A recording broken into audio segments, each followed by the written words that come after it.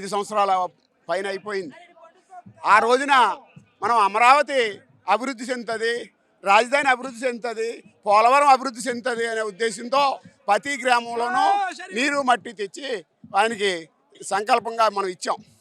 ఆ సంకల్పం 5 సంవత్సరాల్లోనూ ఒక్క ఛాన్స్ అనే మూర్ఖుడు వచ్చి నాశనం చేసినందున ఇప్పుడు 3 కూటాల మీద ఒక న్యాయం జరుగుద్ది, ఒక ధర్మం జరుగుద్ది, ఒక రాజధాని ఏర్పాటు అవుద్ది, ఆంధ్ర రాష్ట్రం అభివృద్ధి అవుద్ది, ఇండస్ట్రియల్ కారిడార్గా మా పేరు పొందుతుంది, యువత ఉద్యోగాలు వస్తాయి. మరి రైతులు నష్టపోయి ఉన్నారు, రైతు రుణానికి రద్దు చేస్తారో మోడీ గారు వచ్చి ఇవ్వాలా అనే ఉద్దేశంతో రైతు పడే కష్టాలని అర్థం చేసుకుని దానికి చెబుతారని, మరి అలాగే ఫ్రీగా ఇసుక ఇవ్వడానికి కూడా ఆయన ఒక విధానం మన రాష్ట్రమే నాయకులే చెబుతారని, రైతుకి 50,000 కోట్లు ధాన్యం డబ్బులు ఇవ్వలేదని, మరి రైతు భరోసా ఇవ్వకుండానే ఇచ్చేహానని చెప్పి గుమ్మని 3 లక్షలు 4 లక్షలు ఇచ్చేహానని చెప్పి దొంగ పాంప్లెట్లు సంతకాలు పెట్టి పంపుతున్నాడు. అందుకని ఇక్కడికి వచ్చినటువంటి రైతాంగం అంతా కూడా మరి రైతులకి గిట్టుబాటు ధర కల్పించినా, రుణమాఫీ చేసినా, వడ్డీ రాయితీలు ఇచ్చినా కేంద్రం సంకల్పం కావాలని కేంద్ర నాయకుడు వస్తున్నాడు, అతనికి స్వాగతం పలకాలి. మరొకసారి అవకాశం ఇచ్చి మనం అందరం కూడా ఆయన ఏకతాటిగా ముందుకు తీసుకెళ్తే మనకి రాష్ట్రానికి రాజధాని ఏర్పడితే పోలవరం మనకు కాదు, మన పిల్లల భవిష్యత్తు నాశనం చేసేసాడు. 5 సంవత్సరాల నుంచి మన రాజధాని లేని రాష్ట్రం చేసేసాడు. అమరావతి రైతులు 1550 రోజులుగా వాళ్ళు నిరాహార దీక్ష, వాళ్ళ సొంత స్థలంలో శిబిరం వేసుకుని వాళ్ళు నిరసన తెలుపుకుంటుంటే వాళ్ళని లాఠీ కర్రలతో కొట్టాడు, ముళ్ళ కర్రలతో కొట్టాడు. రక్తాన్ని రైతులు అందరం గ్రామాల్లో చూసాం. ఈ రైతాంగం అంతా కూడా ఈ రోజున అమరావతి రైతులు వెంట వెళ్ళి అవసరం అయితే నిన్నగాక మొన్న దొంగ జీవో ఇచ్చి వాళ్ళ పొలాలు కూడా హ్యాండ్ఓవర్ చేసుకోవడానికి సిద్ధమయ్యాడు. అది కోర్టు కొట్టేస్తే పైకి సుప్రీంకోర్టుకి వెళ్తానంటాడు. బుద్ధి ఉందా లేదో మరి. నిన్న మధ్యాహ్నం అతనికి పవర్ కాదు పీకేసి ఆడి ఫోటోలన్నీ పీకేశారు మా పంచాయతీలో. ఊళ్ళో ఎక్కడ ఆడి ఫోటో కనపడకుండా చేశారు. ఇంకా సిగ్గు లేకుండా సుప్రీంకోర్టుకి వెళ్తానంటున్నాడు. అతను అలాంటి పిచ్చి చేష్టలు చేస్తే రైతాంగం, రాష్ట్రంలో ఉన్న రైతాంగం అంతా కూడా అమరావతి రైతులను తీసుకెళ్ళి తాడేపల్లి ప్యాలెస్లో ఉన్న జగన్ని లాక్కొచ్చి సముద్రంలో కలిపేస్తాం. ఇది రైతుల యొక్క ముఖ్య ఉద్దేశం. మరి ఇంతేకాదు, ఎస్సీలకి 21 పథకాలు రద్దు చేశాడు. వాళ్ళకి ఏ న్యాయం చేయలేదు. వాళ్ళని డ్రైవర్లు చంపేసి, ఎస్సీలు చంపేసి డోర్ డెలివరీ చేసే మూర్ఖత్వాన్ని కనీసం క్వశ్చనించలేదు. అమరావతి రైతుల్ని 1550 రోజులు చేస్తున్నా సరే వాళ్ళని పలకరించడానికి దిక్కు మొక్కు లేనటువంటి ముఖ్యమంత్రిని ఒక్క ఛాన్స్ అంటే ఎన్నుకున్నాం. అతనికి చెల్లి, తల్లి, పిల్ల ఎవరో లేరు.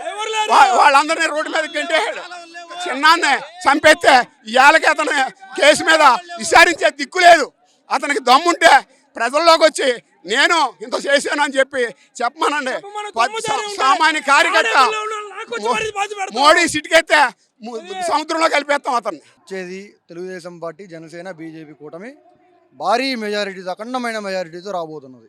ఈ యొక్క వైసీపీ పాలనలో జనాలందరూ విసిగేసిపోయి, పాలన మీద విసిగేసిపోయి, ఆ జగన్మోహన్ రెడ్డి అనే నరకాసుడు మాకొద్దు, మాకు మంచి పాలన రావాలి, చంద్రబాబు నాయుడు గారి పాలన, అలాగే పవన్ కళ్యాణ్ గారి పాలన, మోడీ గారి పాలన రావాలని చెప్పి కోరుకుంటున్నారు.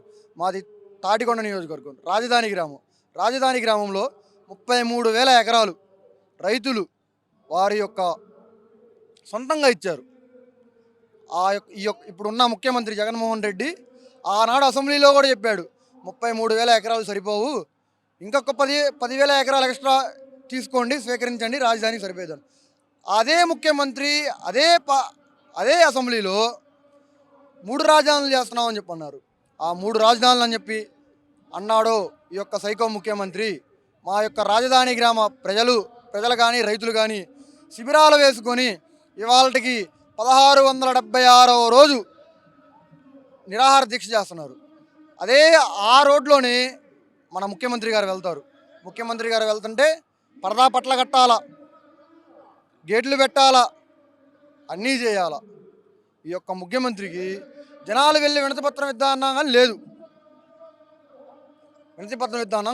ఆనాడు పత్తిపాడు నియోజకవర్గంలో మాకు ఒక హోమ్ మినిస్టర్ అనే ఒక ఆమె ఉంది, మేకతోటి సుచరిత. ఆమె ఇప్పుడు తాటికొండ నియోజకవర్గంలోకి వచ్చారు. మీరు ఎలా ఓటు అడగదలుచుకున్నారు? ప్రజల్ని ఎలా ఓటు అడగదలుచుకున్నారు? ఏ మొహం పెట్టుకొని ఓటు అడగదలుచుకున్నారు? మీకు ఓట్లు పడతాయా? మీకు ఓట్లు వేస్తారా? ఆనాడు మీరు కొట్టించారే, పోలీసులు కాళ్ళ పెట్టి గర్భిణీలని కొట్టించారే, పెయిడ్ ఆర్టిస్టులు అన్నారే, అదేమైంది? ఏ మొహం పెట్టుకొని మీరు ఓట్లు అడుగుతారు? ఒక్క రోడ్డు అన్నా సరిగా ఉందా? ఒక్క రోడ్డు సరిగా లేదు.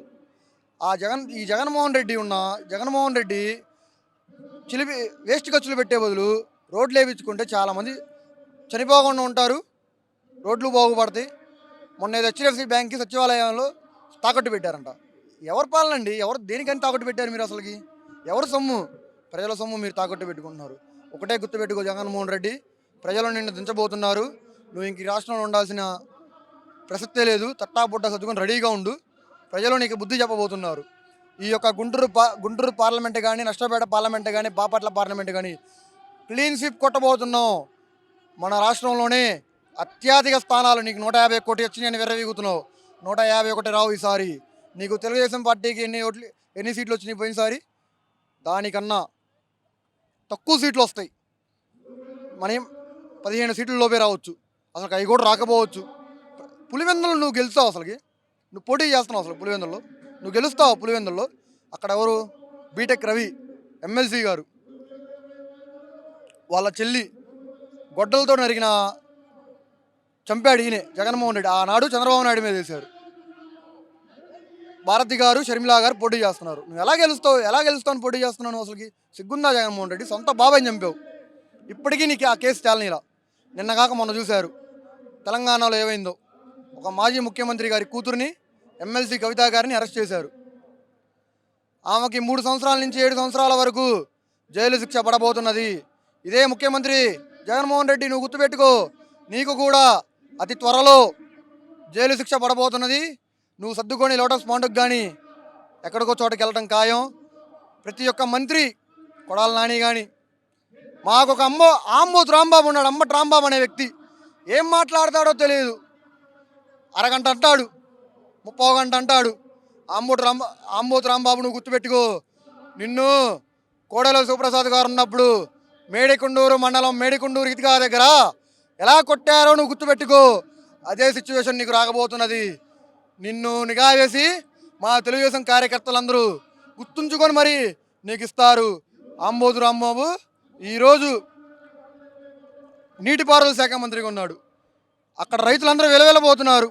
నీళ్ళు వదిలాడా? నీళ్ళు వదలలేదు. వాళ్ళ నియోజకవర్గం వదులుకున్నాడు, పక్క నియోజకవర్గాలు పంటలు పండకూడదంట. న్యాయం? వాడు ఒకడు వచ్చాడు ఇక్కడికి నెల్లూరు నుంచి, నెల్లూరులోదంతా ఇక్కడ పడ్డాడు. మిస్టర్ అనిల్ కుమార్ యాదవ్ అంట. సెంటా పర్సెంటా అంటాడు. ఏదయ్యా అనిల్ కుమార్ యాదవ్? 2020 డిసెంబర్లో పోలవరం పూర్తి చేస్తానన్నావు. ఇంతవరకు పోలవరం పూర్తి చేసావు నువ్వు.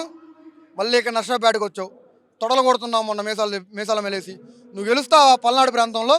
మా లావు శ్రీకృష్ణదేవరాయల గారి మీద గెలుస్తావు నువ్వు? అరే అనిల్ కుమార్ యాదవ్, ఒకటే గుర్తుపెట్టుకో, నీకు రోజులు దగ్గర పడ్డాయి. నీవు గెలిసే లేదు. నువ్వు మళ్ళీ ఇక్కడ తంతే చెన్నైలో కానీ, వైజాగ్లో కానీ, బెంగళూరులో కానీ పడతావు. మేము ముక్కుసూటిగా చెప్తున్నాం. పల్నాడు జిల్లాలో 7కు 7, గుంటూరు జిల్లాలో 7కు 7, కృష్ణా జిల్లాలో 11కు 11 నియోజకవర్గాలు గెలవబోతున్నాం. భారీ మెజారిటీతో కూటమి ప్రభుత్వాన్ని ప్రజలు ఎన్నుకోబోతున్నారని చెప్పి కోరుకుంటూ